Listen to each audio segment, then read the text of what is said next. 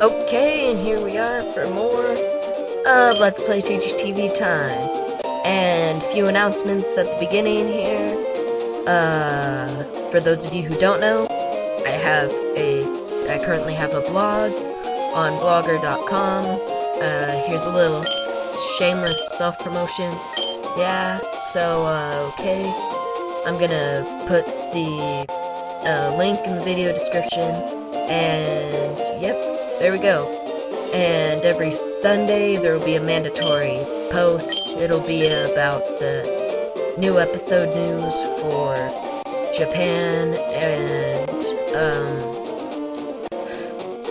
America, the new Pokemon episode, you know, the anime, black and white. And then it'll be Pokemon of the week. It'll be, you know, a little snippet, oh wow, fail on the word. There'll be a little post about that, and sometimes I might, you know, come up with my own work. If not, it'll be copy and pasted from Cerebi, complete with pictures. So yeah, and of course I won't take any of that credit. I'm saying it here, you know, all that work goes to Cerebi, and then I'll make sure to put it in the post at that time. So, back to what's actually happening on screen. If all the Pokemon in your party... Oh. Well. What is a trainer? That's you. A trainer is a person who... Alright, this is the second Pokemon game I've done.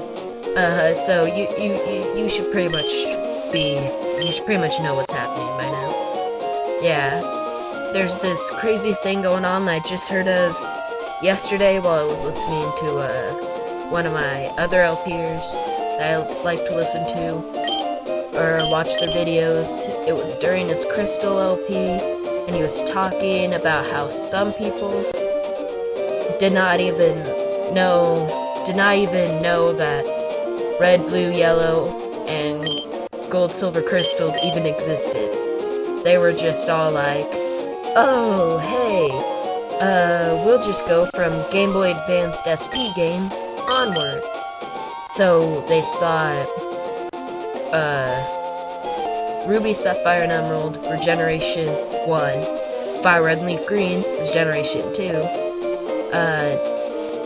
Diamond, Pearl, and Platinum was Generation 3, and then Heart Gold and Soul Silver were Generation 4. I just gotta ask, idiots? I mean, I could understand the, how do I put this? I could understand, like, the closet people who, they walk out for the first time, and they walk out into the sunlight for the first time in their lives, and they look, and they say, oh hey, I see this Pokemon game. I haven't seen any of them before. That must be the first one. I can understand that. But then, let's say, hey, this sparks your interest. Why don't we go, this sparks my interest. Why don't I go online and look? And then they'll realize, oh wow, this is actually the third one. So, yeah, I mean, it's kind of hard to think that somebody could really, you know, think it that way. Sorry, got the burps right there. So, now we're back to the using stuff. Using Pokemon. You select a Pokemon, you choose a Pokemon in your party, and going back on something related to my blog, now that I'm thinking about it, because it's Sunday, Pokemon of the Week was released today. It was the 52nd Pokemon of the Week, yeah, in the competitive battle, and it was Goth, I can't even pronounce it, it was Goth. Yeah, it's the psychic one. Looks like a weird-ass girl in a lot of dresses, really tall. And yeah, that was my random bit of information for the day. So, using options. Select option. Oh, it's the option. Yeah, it's the option from the pause menu. Using a move outside of battle. You do not have to open up the menu, because in almost every, except for Generation 1, you can just walk up to, like, let's say a tree, and press A, and it'll prompt you for cutting down the tree. Same with rock smash, I mean. Same with rock smash, rock climb, surf, flash. You actually have to go into the bag yourself. I just think if you have a Pokemon that uses the move flash, it should just, when you walk into a dark dungeon, it should just automatically turn on. But hey, I'm not the stupid game designers. And if I was a stupid game designer, I think I'd kick myself for some of the things. Like in Generation 1, they did it the right way. The rare occurrence of a Pokemon game doing it right the first time, then royally screwing it up the rest of the time. See, in Generation 1, when you got a gift Pokemon, or like a Pokemon that was given to you, such as Eevee, it would go straight into your box if there was no room on your team.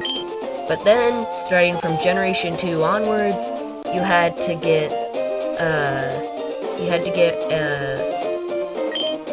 have room in your team, and TM just came up, and that will move me right into my next subject, let's call it. Moves me right into my next subject. TM, that's the not-so-rare occurrence of Pokemon people, Pokemon designers, doing it wrong the first time and right the rest of the time. TMs, in case you've been living under a rock, TMs in Generation 5 are completely indestructible. They don't break after using it. And that, I just gotta say, is a gift from the Poke Gods. Or Poke God being Arceus. Seriously, I mean, the only thing that is good about having the move a TM break is the fact that then you can't have a full competitive team of using the Stone Edge. Can't have a full team using Stone Edge. And Stone Edge is a pretty awesome move, but I mean, just think about that. The game would be broken if you have TMs that don't break.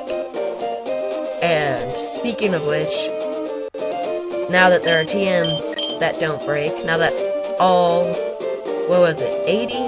Or was it 70? Something like that. All 80 or 70 TMs that are in black and white, having them not break. I haven't, we've been seeing more of those teams that are using Stone Edge. Actually, now they say that, I'm almost preparing to eat my words. I have seen teams full of Stone Edge, but I can't actually remember if Stone Edge was a TM in Generation 5. Huh. Well, it doesn't entirely matter. Anyway, move type. Moves are classified by types. Some of them are pretty easy. Flamethrower's fire. Iron Tail is steel. And yeah. Item ID number. You don't use the ID number a whole lot. It's for random drawings, or for like lotto ticket drawings, or like getting berries in Pokemon Emerald. Besides that, it doesn't do a whole lot for your trainer. Alright, power of an attack. It goes in for a whole huge equation. And here I'm just checking to see how many we have to go through, so I know how long the next part is.